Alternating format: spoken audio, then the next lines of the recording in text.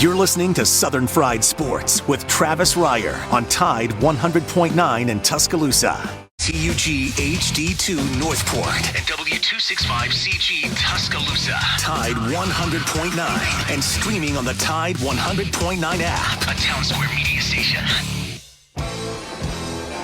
This is Southern Fried Sports with Bama Online senior analyst Travis Reier on your home for Alabama sports. Tide 100.9 and streaming on the Tide 100.9 app.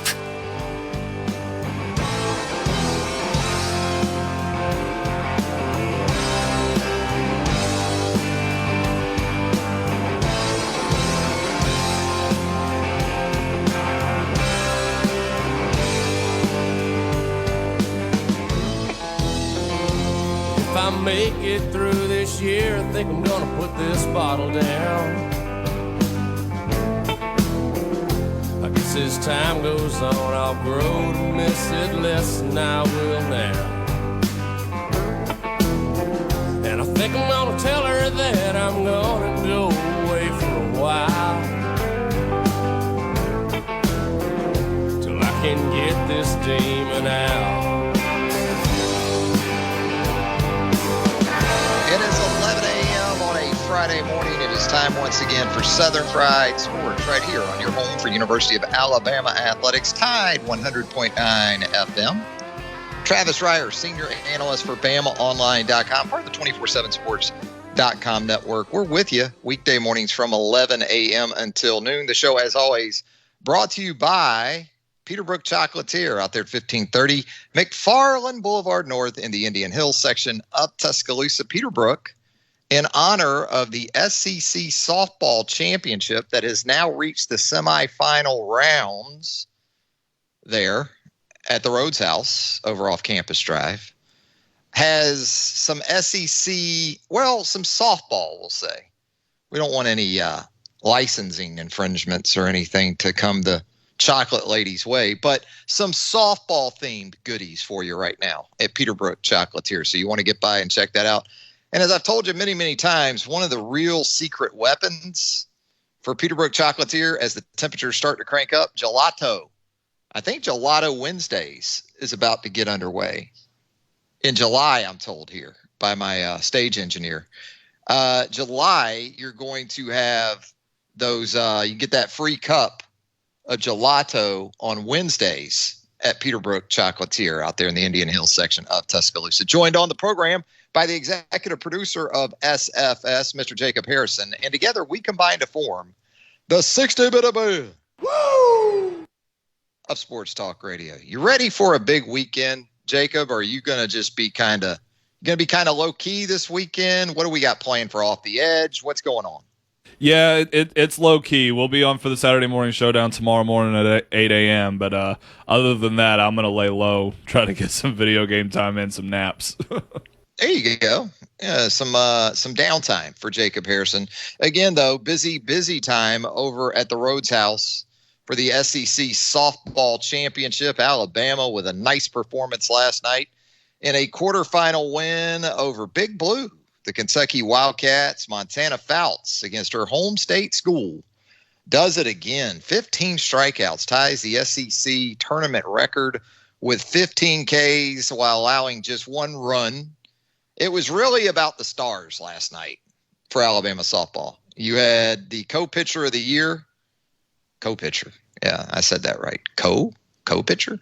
You had the pitcher of the year in the Southeastern Conference, Montana Fouts, doing her thing. And then, of course, the SEC Player of the Year, Bailey Hemphill, with a couple of big flies, giving her 60 for her career and tying her with the iconic Kelly Critchman for the all-time program lead where dingers are concerned. So congratulations to Bailey on yet another mark of historic importance for the senior. And so with that, Alabama advances to take on 7 seed Tennessee with a 1-0 shutout yesterday over 2 seed Arkansas in quarterfinal action. So Alabama, Tennessee this evening. In that first semifinal, you have the Florida Gators taking on a surging Missouri team. Missouri playing some really good softball over the second half of the season. Two good semifinal matchups at the Rhodes House this evening. And, of course, you'll have the championship game tomorrow evening there at Rhodes Stadium. 205-342-9904. That is the Peterbrook Chocolatier studio line. If you'd like to jump on board with us, we got Charlie Potter coming up in the very next segment. We're going to talk with Charlie about the veteran presence of this next Alabama football team. He recently outlined some seniors of significance for Alabama in 2021. So we'll get Charlie's thoughts on that. A lot of times when you think Alabama football, you don't think about seniors. But, man, when you look at that championship team from just last season, seniors were pretty big, weren't they? Getting those guys back. I mean, even though Mac Jones was a redshirt junior, he was a fourth-year guy. Landon Dickerson, Devontae Smith, Alex Leatherwood. The list really goes on and on. So there is still a place, believe it or not, there is a place for the veteran. It's not all 3-and-outs and true freshmen making gigantic impacts, leading the way for Alabama football. So we'll talk some of that with Charlie. I'll try not to talk too much Atlanta Braves with Charlie. That might crush the vibe a little bit after the Braves swept again by the Toronto Blue Jays. 0-6 the Braves go. The good news, the Braves don't see the Blue Jays again over the rest of the season. That's the good news after the Braves lost on Thursday to the Blue Jays in Atlanta. Just when you think the Braves are going to start to make that anticipated run, nope, it doesn't happen. Hey, Milwaukee looks pretty good after that series with Toronto, right? That's some other perhaps possible anyway silver lining for this Atlanta team after the last 3 days. 205-342-9904. You know what I did this morning? I went to the gym. Yeah. And one of the things I do when I do go to the gym, and there's sort of some gaps, some big gaps, maybe some football field length type gaps on my gym resume, my workouts resume. But when I do go, I will at least make a halfway decent effort to confront the one machine in the gym that doesn't get a lot of attention, doesn't get a lot of work, and it's the pull-up and dips machine. You ever notice that? You go to the gym, there's never a line, is there? I've said it before. Never a line. It might be a line for those 25-pound dumbbells or those kettlebells. Get that beach workout in. But you just don't ever see much of a line at the old dips/pull-up machine. And so I took a shot at him today. It went about the way you would expect after about a 3-year absence from said exercise, said machine. And so it got me to thinking, how many pull-ups, just straight up pull-ups, could you do right now if asked to jump up on the bar and rep out some pull-ups? Jacob Harrison, if I asked you right now to jump up there, if we were doing the presidential award testing, remember that? I don't know. Did you guys do that back in elementary school? We did. We had it. Yeah, you had to do what? The sit-ups, the pull-ups. How many pull-ups for Jacob Harrison this morning if asked to perform? A big old fat 0. 0? I couldn't do pull-ups when I was playing football. I've never been able to do them. You know, that kept me from that presidential award, the pull-ups. I just couldn't. I was terrible at the pull-ups. I don't know if it was because I'm heavy-legged or what, but I couldn't. Yeah, and then there would always be this 43-pound girl in glasses, right? She'd jump up there and do like 67 pull-ups consecutively after I had mustered maybe 1.5. That was without fail back in the day. But, yeah, we got some interesting responses to that on the old Twitter today. I asked the question on Twitter just before the show, how many consecutive pull-ups could you do right now? You underhand grip or overhand grip? You know, I used to think if I did underhand grip, it would be easier, but I don't think it was. I was just bad. I couldn't do either one of them. You know what I'm saying? The overhand grip, it just doesn't look right. But those are every football player I've ever seen that could do them successfully, they had overhand grips, but they had some ripped backs, though. Yeah, you will get that. You'll get that V shape, won't you? if you do a bunch of those. Now, I know some of these folks personally that are responding on Twitter, and I'm not going to say they're lying, but I'm just going to say I'm from Missouri, which is the show me state. So I'd need to see these numbers performed for me. My guy, Joe Moore 10 on Twitter, I've known Joe since we were youngins, youth athletics, high school football. And Joe Moore is probably a little bit older than me. He is a little bit older than me. He says he could do 7 consecutive pull-ups right now at 54. Now, I haven't seen Joe in a number of years, but I'm just saying I'd have to see that. You remember Nikita Stover? Of course you do. Outstanding wide receiver for the Alabama Crimson Tide. Bridge that gap pretty much between Shula and into the Nick Saban era at Alabama. Old number 9, Nikita Stover. He chimes in. Nikita says he could do 3 consecutive pull-ups today if asked to perform.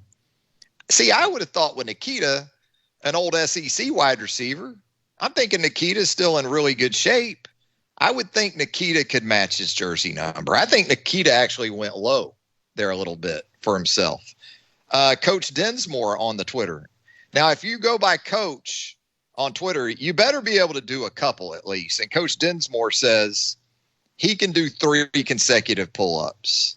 He's a middle school football coach, Coach Dinsmore. The Unhipster on Twitter says he can pull up his pants or something else. Chunk says, let's not and say we did. He gave me the gif of that from Schitt's Creek, the television show. Mom in Bama says she can do a half pull up. Keith on Twitter says 0.0. He gives us the Dean Wormer gift from the outstanding movie, The Animal House. You can never go wrong with that. Matt Geib, I guess it is. I guess it's Geib. Now, here's one I'd have to see, Matt, and I don't know you from Adam, Matt, but 30 consecutive pull-ups, Matt? You must be CrossFit guy. You must have just completed your WOD at CrossFit in the last 15 minutes if you can do 30 pull-ups. So when we have Pops on, by the way, later in the program, we'll ask Pops in his prime. He's 73 years old now, but in his Robert E. Lee senior high school fighting general football playing days in the mid-'60s, what was his max output? You know, people lie about these pull-ups. You know, these guys especially, they lie about these pull-ups. They lie about their golf scores. They lie about how far they can drive the golf ball. You know, a lot of these guys saying they can do 30, 40 pull-ups. They also, if you notice, every tee shot is 330, they'll tell you, in golf. You know, they can throw a football over those mountains like Uncle Rico. You know, they can kick a football 75 yards, you name it. They can do it. They can all do it. Luke Coley checking in on Twitter says he can do a quarter of a pull-up. I think I'm right there with you, Luke. Now, look, what I was doing today was the pull-up machine, which is a way of trying not to say it's an assisted pull-up. When I say pull-up machine, there is some assistance provided there. So I did assisted pull-ups. That's right. I was that guy in the gym today. 205-342-9904. That is the Peterbrook Chocolatier studio line. You got some important baseball in the Southeastern Conference. That's the case each and every weekend. Obviously, Alabama a part of that as it continues its quest for Hoover and beyond in year 4 under skipper Brad Bohannon. Alabama down in Baton Rouge for the weekend. Not a bad place to be this time of year. You're going to eat good. I can tell you that. There in Baton Rouge. Tyler Ross, Dylan Smith tomorrow on the bump for the Crimson Tide. And then it's once again Johnny Holstaff once you get around to Sunday. 2 out of 3 would be good for Alabama after dropping 2 at Vanderbilt last weekend. We're going to head to our first break. When we come back, we'll check in with Charlie Potter. How many pull-ups can Charlie Potter do? Charlie's a young dude. Charlie's in good shape. Certainly Charlie Potter can rip out at least 5 consecutive pull-ups. We'll get the answer to that pressing and important question and so many more when we check in with my colleague there at BamaOnline.com on Southern Fried Sports, presented by Peterbrook Chocolatier right after this. O'Reilly! You need parts? O'Reilly Auto Parts has parts. Need them fast? We've got fast. No matter what you need, we have thousands of professional parts people doing their part to make sure you have it. Product availability. Just one part that makes O'Reilly stand apart. The professional parts people. O'Reilly! Auto Parts. Tide 100.9 Tuscaloosa weather. What a beautiful day today. Nothing but sunshine and deep blue sky. The high 77. Clear tonight, the low 52. Tomorrow is sunny Saturday to start the weekend, the high 80. And for Sunday, warm and dry, partly to mostly sunny with a high at 83. I'm James Spann on the ABC 3340 Weather Center on Tide 100.9. It's 74 degrees in Tuscaloosa. Tide 100.9. For more coverage of Alabama football, visit us at Tide100.9.com or download the free Tide 100.9 app. The Crimson Tide will not be denied.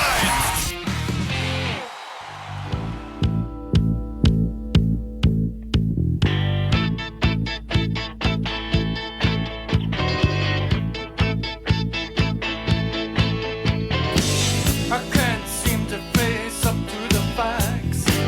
I'm tense and nervous and I can't relax. I can't sleep cause my bed's on fire. Don't touch me, I'm a real live wire. Psycho killer, qu'est-ce que c'est? Fa fa fa fa fa fa fa fa fa fa. Better run, run, run, run, run, run, run away. Oh, psycho killer. Back with more Qu'est-ce que c'est? of a Friday edition of Southern Fried Sports right here on Tide 100.9 FM. Travis Schreier, senior analyst for BamaOnline.com, with you each and every weekday morning from 11 a.m. until noon. That's when you find us here. And typically you find Charlie Potter with us here about this time on Fridays at the Peterbrook Chocolatier Studio line 205-342-9904. Let's go there right now and check in with Charlie. And Charlie, kind of a slow news cycle right now, so we're talking pull-ups on the program on a Friday. And with that, we were wondering your max ever in terms of consecutive pull-ups. What's the Charlie Potter high for that exercise? I don't know that I've ever done or tried to do a max. I know you have, obviously, like in elementary school, you have the presidential or whatever. Yeah, absolutely. Workouts. I was always pretty good at those. I mean, you've seen me. I'm not a huge person, but I played tight end in high school. I mean, that's a lot of what you have to do when you play 4 and 5A football in Northeast Alabama. But I mean, I prided myself in the weight room. We didn't do just a ton of pull-ups. Now, I will say, when I went to school here, went to Alabama, I spent some time at the rec and the climbing wall, and we had a pull-up bar in the house I lived at. But again, I never just sat there and said, how many can I do? Now, if you ask me to do pull-ups right now. I'm asking you right now, Charlie. Yeah, how many I would be, right now? I don't know if I could even do 10 right now. You Pull-ups make that are hard, sound like that's especially 2 or something. That's 10. 10's a hell of a number. I'd like to think in my prime, which is starting to fade away from the rearview mirror. I could do 10 with ease, but I don't even know if I could do 5 right now. So I don't ask me, don't surprise me with a pull-up bar. If we're fortunate enough to get back into in-person practice here in this fall, because I would it'd be a self-esteem killer, I think. I think of pull-ups kind of like swimming. They're survival skills. You know what I mean? Like if I was hanging off the edge of a house and I needed to pull up to get back up on the roof or back up on a balcony, that's the only time I would think of doing a pull-up. And really the only reason why I've ever swam is to keep from drowning. I know it's a sport, and I know a lot of people, but they're survival skills, swimming and pull-ups, as much as anything for me. Yeah, I've never gotten the the swimming for sport thing. Like if I'm ever in a swimming pool, I just want to sit or like be submerged and chill out. I never want to just have a noodle. do exercise. Yeah, I do. Like going back to talking about working out in football. One summer, they gave us the choice of either going to the rec center pool and doing a workout or just staying in the field house and working out. I was like, you guys are crazy if you pick the swimming thing. Everybody's like, no, it's going to be fun. You know, you're going to be in the water. It's hot. It'll be fine. People came back. I don't know how many people said they threw up. Like I was like, I told you, swimming for exercise is not fun. It should be. It's something I never think of doing. So yeah, I agree with you on that survival aspect. The experts though will tell you swimming's so much better for your body. That's true, right? Joints and ligaments. What isn't bad for you? Just turn on the old laptop every morning. You'll find something pretty quick. It won't take long. Hey, Charlie, I want to talk to you about a myriad of topics. I see here, and I've interacted with you on this topic this week. It's Arkansas week at BamaOnline.com, previewing the Hogs and the matchup with Alabama and Arkansas. Going to be a late in the season affair once again. This time it'll be in November, hopefully, instead of December. What are you picking up in terms of our staff's response to your score predictions that I know have dropped here in the last couple of hours there at BOL? Are the fellas or the staff members anticipating a closer game than 52-3, or is it kind of a feeling that, you know, even in year two under Sam Pittman, that gap is going to be still pretty wide? Yeah, I mean, just looking at the score predictions, nobody had Alabama scoring more than 50 points, so that's a step in the right direction for Arkansas. I think the overall consensus is I think people believe that Sam Pittman's a good fit for the job. I think he did a solid job in year one. Obviously, it was a very strange year with everything that was going on from the pandemic standpoint, but Arkansas was able to win 3 games, and that's more than they can say they did in the previous 2 years before him. So they're a team that returns almost 20 starters. Of course, you have to replace your quarterback, but KJ Jefferson's a guy that got some playing time last year, and you know he's a big physical player that can do some things in the run game for them. So I think Arkansas is trending in the right direction. I don't think they're just going to take a monster step this year. It helps having those non-conference games back on the schedule. That way they can maybe get back to bowl eligibility. But I think Arkansas is a team that they're going to be experienced, and they have a head coach, I think, that fits what they want to do. And so, yeah, I mean, I think that nobody is just out there expecting scores that we've seen of late in the Alabama-Arkansas matchup each year. But I think that with Arkansas, they're going to be a team that's experienced, and they're coming in late in the season. And if they can avoid injuries, that might be, they might look a little different and maybe a little better at that point in the season. But I also think, getting Alabama, once those offensive players can get adjusted, they'll be rolling at that point. So, of course, nobody picked an upset there. I think most of them expect Alabama to win that handily. But I think just looking at the score predictions, the gap is closed in terms of the scores that we've seen of late. Yeah, one of several Alabama opponents, and Alabama included in that conversation too, going through quarterback transition with Felipe Franks, a one and done there as a grad transfer. And I guess it's KJ Jefferson that is expected to be the guy behind center. And look, at the skill positions, going to have a lot of talent. Traylon Smith at running back, Traylon Burks at wide receiver, a couple of experienced tight ends. So, that should be a good thing for that Arkansas offense, the depth that it's going to have at the skill positions around the quarterback and defensively. A lot of defensive production at the linebacker level and a really good all-around defensive back coming back in Jalen Catalon. Yeah, no doubt. I mean, just looking, sometimes whenever I do these weekly approaches, and it's good, you and I talked about this, because it saves you from doing this Monday, Tuesday of game week. You've already done the work, and you just got to refresh up on the opponent instead of doing research. But sometimes when you have to put together a list for the 5 opposing players, like next week for New Mexico State, that's going to be a chore. But for Arkansas, they have plenty of experienced guys that are coming back that are playmakers. I think Treylon Burks can be one of the best wide receivers in this conference. And then defensively, I like a lot of the players they have, especially at linebacker and at safety, because Jalen Catalon isn't just somebody that's going to jump off the page from a size standpoint, but he's a player. He's a stud.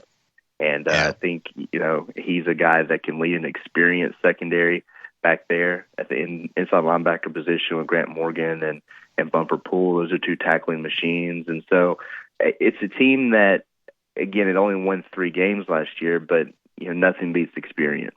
And to have some of those names that are just easy to roll off the top of the head without even looking at the roster, I think that's beneficial for Arkansas. I think, again, they should win more than 3 games next year. Yeah, retaining Barry Odom as the defensive coordinator, a pretty big keep in the offseason for Sam Pittman as well. And you talk about experience. Let's talk about Alabama, because I know you broke it down earlier in the week in terms of seniors where Alabama is concerned. And a lot of times you don't relate seniors to Alabama because so many 3-and-outs. And, in some instances, fourth-year guys who are redshirt juniors like Mac Jones a year ago make that move to the National Football League as well. But it is a pretty stout list when you go down your list of 10 Alabama seniors to know. And I'm looking at it right now. I mean, there's pretty much starters across that list with the exception of maybe 1 or 2 guys. Yeah, I mean, I try to do this time of year with each position group, or not position group, but class. And the seniors is always the smallest, like you said, because of the NFL draft. Guys eventually will transfer out, but there's 10 scholarship seniors on the roster right now, and so that made the finding 10 seniors to know pretty easy. Working on the juniors right now, I'll tell you, it's not as easy. That one could be 20 if I wanted it to be. But you're right, when you talk about the seniors, they're names that people know, and you have a couple of super seniors coming back, and Brian Robinson and Chris Owens. I think that's huge for the offense. Getting the guy with starting experience with an offensive linebacker that can play multiple positions. And then, of course, Brian Robinson, bringing the experience he has at the running back position, even though I think that's going to be a strength for the team, regardless of who's returning. You look at defense, along the defensive line, you're going to have some leaders in LeBron Ray and Fidarian Mathis. Jalen Moody's a guy that, even with the news of Henry To'oTo'o coming in, I think he's someone that could still get on the field, maybe share snaps with him, depending on what they want to do. We've seen that in the past, but he's going to make it tough because he had a really good spring. Josh Jobe is going to be one of the top pro players, I think, for next year's draft on this defense. And, he started to settle down and to come into his own and be a really strong corner for Alabama. And, it's a group that, while it is the smallest on the roster, it does have a lot of experience, and I think that's going to be beneficial for Alabama. And that's not even mentioning a guy like Chris Allen. You almost forget sometimes, how long these guys have been in the program, but Chris Allen's going to be one of the top defensive players on this team as well. So, yeah, I mean, senior leadership, I think will be big for this team given what left, but there's some guys there that could step up and obviously fill those voids, especially on the offensive side of the ball with Owens and Robinson. We talk about some guys who hung around for a while in this Alabama program, and it appears as if maybe both are going to have a shot here in the National Football League. Maybe a little bit surprising, but good to see nonetheless. Josh McMillan apparently getting a look with the New Orleans Saints, and I guess Shyheim Carter, who appeared to be on his way to really pursuing a coaching career, is maybe going to get a look with the Houston Texans. Yeah, I mean, it's really good to hear that for those guys because, obviously they want to continue their careers on the field as long as they can. And for a guy like Josh McMillan and the injuries he went through, and obviously he, got knocked down the pecking order at the inside linebacker position a bit there. He made the move to fullback. It's good to see him, get an opportunity. If the Saints have I think it's 3-day rookie mini camp this weekend. I don't know how much on-field stuff there will be. A lot of people are kind of calling it a rookie orientation, but nonetheless, you got an invitation. You got to get your foot in the door. That's the biggest thing. And hopefully, that will open up more opportunities for him, or lengthier stay in New Orleans. Maybe he gets a shot there. That'd be great for him. And for Shyheim Carter, it's even cooler to hear because he's a year removed from being on the practice squad, from working with the Falcons after signing with the Jets as an undrafted free agent. And yeah, he was on campus this spring, going through spring drills as a graduate assistant. And I noticed him quite a bit actually in the 8A game. He was pretty involved, and that's not a surprise. I think Saban said that he's one of the smartest players they had, and he foresees him one day whenever he decides to hang up his cleats being a really good coach, and that seemed to be the trajectory he was on. But for him to get an opportunity to try out for the Houston Texans, that's also great for him. I think he and Clinton Dix, who didn't play last year, have both gotten opportunities to try out in Houston, and see what happens. But it's another day of trying to keep up with everything going on in the NFL from an Alabama standpoint. It can be a whirlwind. When you get around to giving us those 10 Alabama sophomores to know, that's going to be a tough one to get down to 10. But I'm thinking maybe Jase McClellan could make that list as a second-year running back. I know you were recently able to catch up with a personal trainer that works with Jase McClellan. Some interesting ties there when you consider the individual doing the instruction. But what were you able to find out about what Jase is up to in terms of maybe the one or two things he needs to improve on the most to give himself the best shot at reps at that running back position this season? Yeah, I mean, it's the time of year where, you can just be sitting on Twitter or Instagram and you'll see a workout video pop up. And, a lot of these guys that are training with these players, they're awesome with their time, and Brad Lester is one of those. He's a former Auburn running back, and if that name sounds familiar, at least in the last year or so, it's because he worked with Najee Harris. That was kind of the first time we saw Brad Lester working with an SEC back, and it sounds like he's going back to that well with Jase McClellan. And this is a month that the players have off. They'll be back on campus toward the end of the month, early June, and starting summer workouts on campus. But to see a guy like Jase take this opportunity to work, it shows where his head's at and what he wants to accomplish this fall. And that was one of the biggest takeaways from talking with Brad. And he had only worked with Jase for a couple of days when I talked to him. They have a lot of work ahead of them, but he said he's hungry and he wants to be on the field this fall. And while most players, want to be the premier back, and that includes Jase McClellan, his advice to him is to get into the rotation first and then see where that takes you, to do the work and everything like that. So I expect Jase McClellan to get more carries this fall. And we'll see what happens with, he gets his opportunity. But the biggest thing he's working on is really the passing game elements of it, pass protection, which we know is important for running backs in this offense. Just running routes and learning how to manipulate linebackers and, get an advantage in that regard and just catching the ball in the backfield. So I think that's one of the things they'll be working on here in the coming days. And one of the things that stands out about Jase, at least in Brad Lester's eyes, is his speed, his explosive ability. And I think that could be something that gives him an edge and allows him to get on the field. And again, I was talking about Brian Robinson.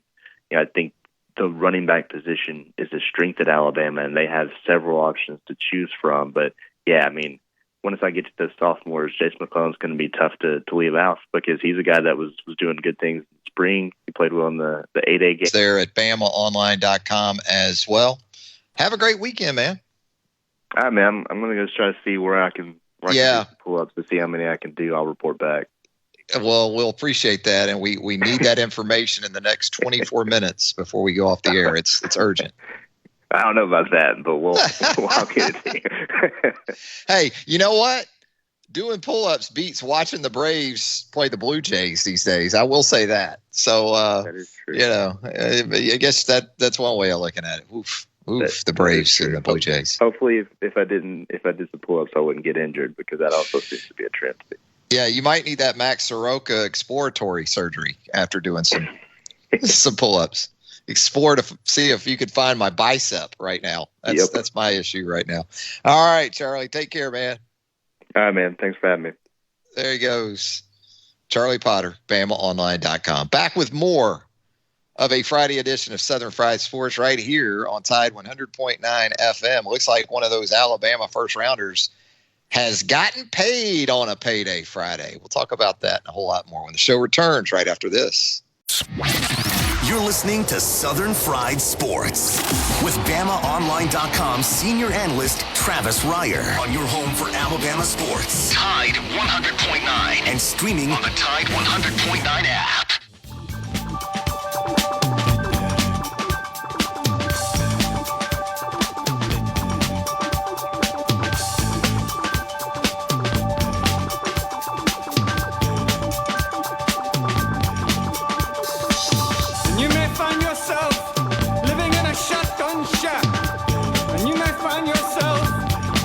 When they had music videos, little TR would camp out in front of that. What was it, 32-inch? If you had a 32-inch color television back around 82, 83, you were living large. And just wait on that video right there, Once in a Lifetime by the Talking Heads. And we play the song today because lead singer David Byrne turned 69 years old today. Born on this day in 1952, David Byrne. Greatest video of all time. Back when they had music videos, kids. Not so much anymore, but that's what we did in the summer. Get out in the morning a little bit, heat of the day, come back inside, get into a Pier 6 brawl with the older brother over who had control of the cable box. Because we didn't have remote controls back then, gang.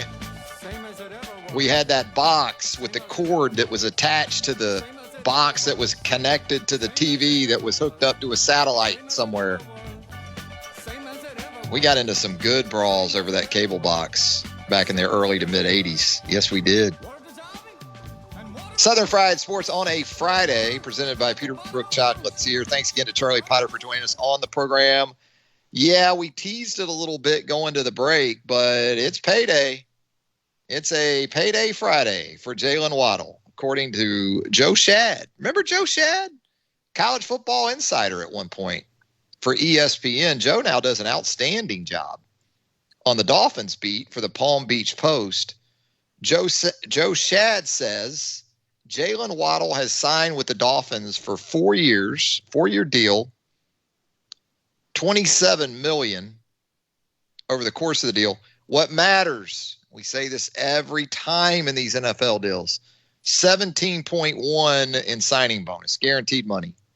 So a good Friday, I'd say, for Jalen Waddle. Great Friday for the Miami Dolphins, who should see their explosive play production go up a good bit with the addition of Jalen Waddle. I also saw here in the last few days, you know, you kind of snicker a little bit these days, don't you? When LSU stakes that DBU claim, keeps putting it out there. But the number 7 has been synonymous at LSU with the very best defensive backs over the last 15 or 20 years. Patrick Peterson wore it. Tyrann Mathieu, the Honey Badger, wore it. And now Derek Stingley Jr. will wear number 7 during the 2021 season. Seems like every time he covered Devontae Smith the last 2 years, 7's how many points the scoreboard changed. So maybe that's about right. The number 7 jersey. Derek Stingley going to be happy not to see Devontae Smith when Alabama rolls around on the schedule on November the 6th. I think Derek Stingley will be just fine taking his chances with John Mechie. Maybe Javon Baker. Maybe Trayshawn Holden, Ajay Hall. They're all going to look better to number 7, Derek Stingley Jr., than did number 6. We're going to step aside for our final break. When we come back, it's time for Pops on a Friday. Pops with just another shaky Mother's Day performance. We'll talk to him about that. We're also going to want to find out, and in his prime Pops, how many consecutive pull-ups were in Pops back in the day? We'll ask him that a whole lot more when Southern Fried Sports returns on a Friday, presented by Peterbrook Chocolatier right after this. The Cuttons. Tide 100.9 Tuscaloosa weather. What a beautiful day today. Nothing but sunshine, a deep blue sky, the high 77. Clear tonight, the low 52.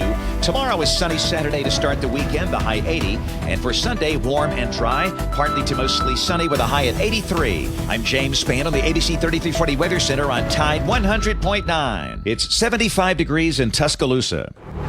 The flagship station for Alabama Crimson Tide football. Alabama touchdown. Only on Tide 100.9 and streaming on the Tide 100.9 app. We know where we're going, but we don't know where we've been. And we know what we're knowing, but we can't say what we've seen. And we're not little children, and we know what we want, and the future is certain. Give us time to work it out.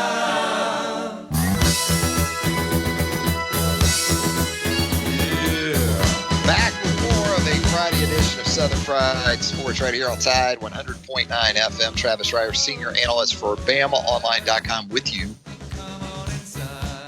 each and every weekday from 11 a.m. until noon. It is that time on Fridays. We've got a lot to get into with Pops on a Friday. First of all, Pops, I need a grade for your Mother's Day performance because I was on hand for it, and mine might be a little different than your self-evaluation.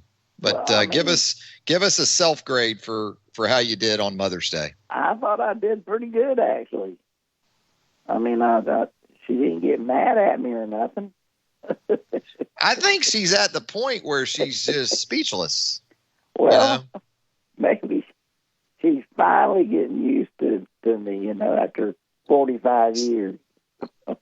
You kind of thought that you doubled up this year because you got her 2 packs of candy. Oh, Usually it's just 1 pack. I think it's been Skittles in the past. I thought she'd be overjoyed, but she wasn't really excited. But. Well, you didn't even have the grocery store flowers to throw in there, did you? Her and her orchids. I got Pops, you've got great penmanship. I don't know if people know that about Pops. I mean, he could do that professionally. His penmanship is so great. But I think you overvalue how much that's appreciated, just because you sign cards pretty, and your handwriting is so good. You draw this little arrow with a heart on it, you do that. I don't know. I think you overvalue that, Pops. I've been doing it for years, and I just scribble stuff on there, So, I don't know. I'm just used to doing that. I Pops, get a kick out of it. Of that Mother's Day spread, that Italian spread that we did. Yes. You did a good job.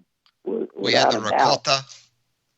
I'm not kidding. I was not shocked, but I really, I did enjoy it. Now, how much of that do you think I actually prepared? Just between me and you. I know Locklear had a lot to do with it, but Locklear, yeah. It was the participation. Mm-hmm. You were present, and your brother was present, and that's as long as Nana is deserving of that type of treatment. So as long as Nana, we tried to help you out, Pops. That's what we were doing. Well, I tell you what, you did a great job. It was terrific, and we're still eating on it. One of the part of the gifting for Locklear, aka the chocolate lady, that I gave to her, couples massage last Friday. Pops, how about that? Yeah. I don't know why you got to publicize that. I don't. We're not going to ever get you to come around on the old couples massage. No, that's not going to happen. That's not going to happen. The only massage a massage the works. That's the only massage. And And that doesn't work with the couple, you know. I will say, for when $80, you can't go wrong. When the chocolate lady and I entered the premises of the massage parlor, there was a Bob Kraft looking individual coming out as we were going in, Pops. He looked a little crafty. That's where Mac Jones is now, you know. Elderly gentleman coming out of the shop. Yeah, as we were going in there. Well, you got to go in there and get, you know. Yeah. Little Friday work, Friday work, Pops. Get you a pedicure, too, while you're there. Jeez. Hey, Pops, we were talking pull-ups earlier in the show. I actually went to the gym. I'm gonna get you going on that here before long. I actually went to the gym this morning, and you always notice that there's never a line at the pull-up bar or the pull-up machine. You ever notice that? Nobody wants to do pull-ups. Right. Never has been a line at the pull-up bar. Anything but the pull-ups. Back in your day, what were the most pull-ups you could do in a row? Consecutive pull-ups. What was your prime high? Probably 5 or 6. Yeah. But so you didn't win the presidential award. There'd be guys in the gym class that could just rip them off. Yeah. It would just blow me away. I'll never forget a guy named Remy Danielson. Remy Danielson. Yeah. Remy Danielson. This is when I was in middle school. And, this is back when they were pushing all that stuff. And I could get what I was supposed to accomplish, but I'd have to hesitate in between. You know, he would just rip them off, whatever. Remy. Yeah. And he was a big guy. He wasn't some little guy. I never could figure the pull-ups out. I couldn't do it. And you're right. There would be people that were large humans that would jump up there and do 20. And then there would be little girls in 5th grade with glasses on that would do 30 themselves, and here I could do 7. I couldn't do them. I don't know. Emasculating, Pops. It was emasculating to a 5th grade boy. It was embarrassing. It really was. And then Remy would make me look like, oh, my God, what the world? Pops, what did you think of Montana Fouts last night? I know you were watching the fast pitch softball. She was bringing it. Did she break the record? She tied it 15 strikeouts. Because I missed the very last inning. I didn't make that. What were you doing, watching the cowboy shows? I can't remember. I can't remember what it was. Gunsmoke rerun again? She was at 14 strikeouts in the 6th inning. Yeah. She got one in the 7th. Yeah, okay. Throws that rise ball, Pops. Well, and she's got that drop ball, too. She had the downer going, too, yeah. She had the downer going, and when you throw that rise as hard as she does, and you got a downer behind it, impossible. It's just tough. Mm-hmm. Back in your playing days, would you rather face a rise ball pitcher or a drop ball pitcher? I'd rather a drop ball pitcher. Rise really? Just because I couldn't lay off the rise. Yeah. I'd tell myself lay off, and I still couldn't do it. You got to go after it because it looks so big. Yeah, it's right in your eyes. Well, and you got to commit when somebody's throwing it down. Yeah, you know, a downer. You don't get to let it travel. Yeah, exactly. And by the time you swing, it's over your head. It makes it, and I'd get so upset with myself, especially on third strike. Because you knew it was coming, especially like a 1-2 rise ball, because you know they're going to waste it there. Exactly. But 3-2, it's still hard to lay off. That shortstop for Kentucky that I was telling you about? Yeah. That I told you I like. She's really a good. She has 16 home runs. Yeah. I didn't realize that. My God. I'd rather see a rise ball pitcher because if I could catch one of those rise balls flat, they'd go a long way, Pops. Kind of like a hanging slider in baseball. If you caught a flat riser, you could hit that thing out of the park. Yes, you could. If you could square it up, you could make some noise. A downer, all you're going to do is hit it in the ground. You're going to beat it in the ground. That's it. You might take it back through the middle for a bingo, but if you get hit through the middle, you're doing good. Yeah. So now, do you have some type of reunion you're going to for your old high school this weekend? Well, Am I understanding that correctly? Because I'm concerned about that. Yeah, I'm afraid so. About your behavior. Nana's kind of concerned too.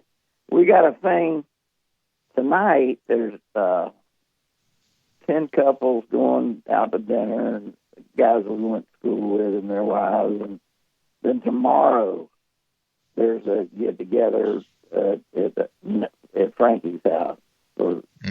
Frankie, people. Yeah. And it should be. I'm hoping it doesn't rain. Yeah. Now, does this involve some of your white nationalist friends? I'm afraid so. WNFs, as I call them. And I've had to sign That's where I worry about you. Nana had me sign a statement contract. And I will not discuss any of that. Stay out of trouble, Pops. Although it would make for some great radio. Yeah. I'd rather you just stay out of trouble, though. I would too. For the sake of Nana. Well, Nana would have to. If I got in any trouble, she'd have to clean it up because there's nothing I can do. Well, you would have to walk home again. You've done that before, though, as you told us. Oh yeah, that doesn't bother you. She's left me many a time. You've walked home many times. It doesn't bother you. No, not a problem. The prospect. All right, Pops. We'll stay out of trouble, and hopefully we'll have you on next week. We'll talk to y'all later. Oh, jeez. There he goes, Pops. That's going to do it for a Friday edition of Southern Fried Sports. Travis Reier, thanking you for joining us here on the program. Charlie Potter helping us out. Pops. Jacob Harrison always doing a great job. The lunch whistle on this Friday. It happened yesterday, but I'm just telling you, on Thursday evenings, get by Southern Ale House. Every day of the week, get by Southern Ale House. But on Thursday evenings on that deck area, outstanding outdoor area there at Southern Ale House, they're going to have live music on the patio for you. So you want to check that out, especially with the weather getting better and better. More deck friendly, more patio friendly there at Southern Ale House. Great, great place there in the Indian Hills section of Tuscaloosa. Until 11 a.m. on Monday. Have a great weekend, everybody.